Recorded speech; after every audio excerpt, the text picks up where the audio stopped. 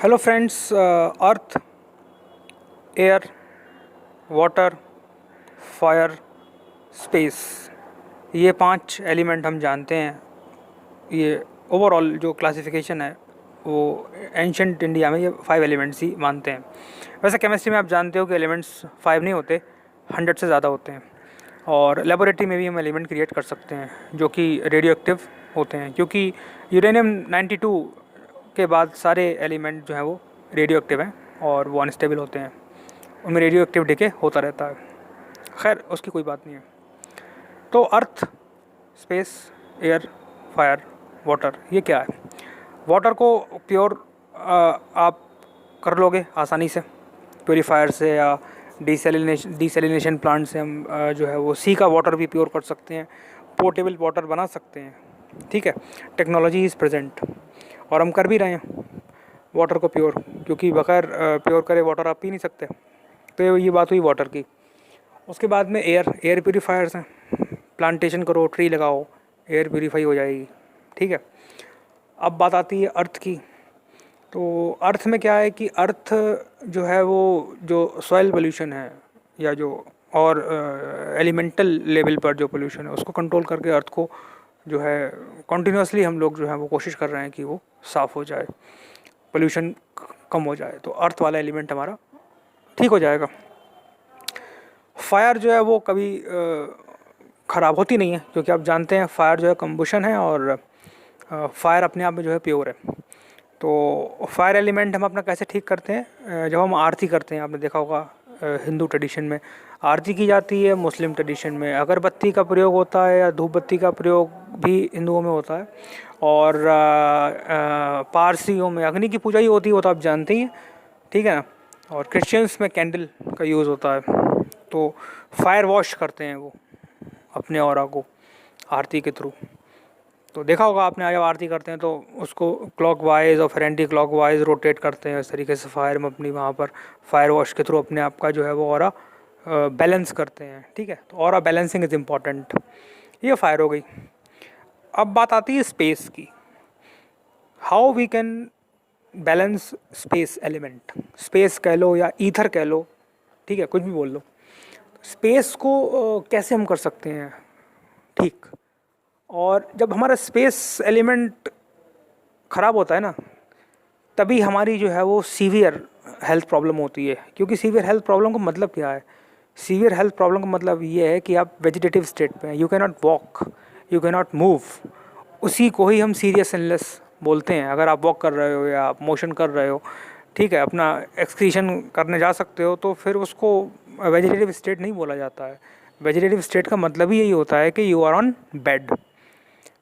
तो स्पेस जब आप देखो, जब आप बेड पे हो, वेजिटेटिव स्टेट पे हो, तो आप हिल नहीं सकते ना, तो आप बिल्कुल स्टेबल हो गए।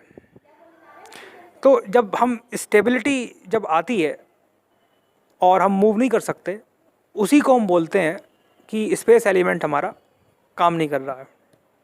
ठीक है, तो स्पेस को ठीक करने का क्या तरीका है? स्पेस को ठीक करने का तरीका बहुत ही आसान है, फ्री ऑफ कॉस्ट है, और इसमें कुछ भी नहीं करना है। स्पेस को ठीक करने के लिए एक तो आप डेली स्पेस को देखें, सी द स्पेस। ठीक है, एग्जाम्पल मैं आपको देता हूँ सचिन तेंदुलकर का या किसी भी प्लेयर का।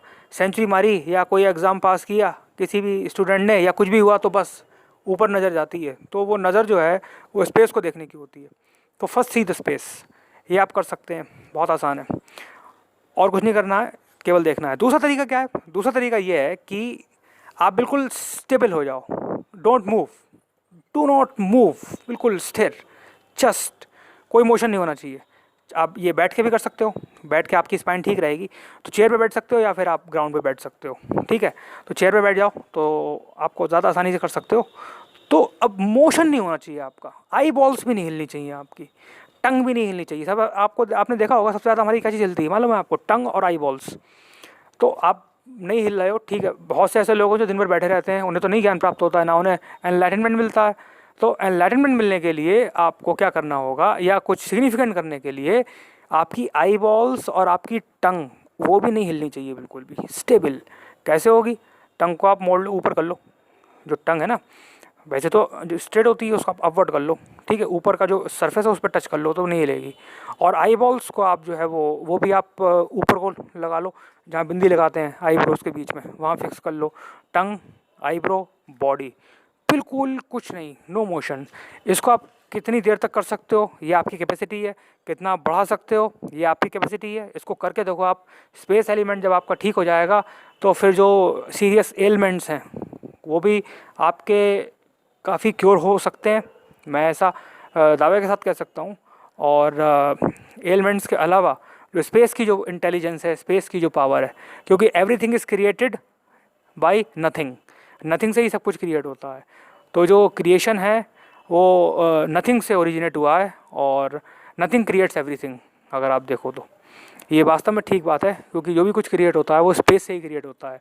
और we are just like tiny spike, हम कुछ नहीं है यूनिवर्स में जो एग्जिस्टेंस है।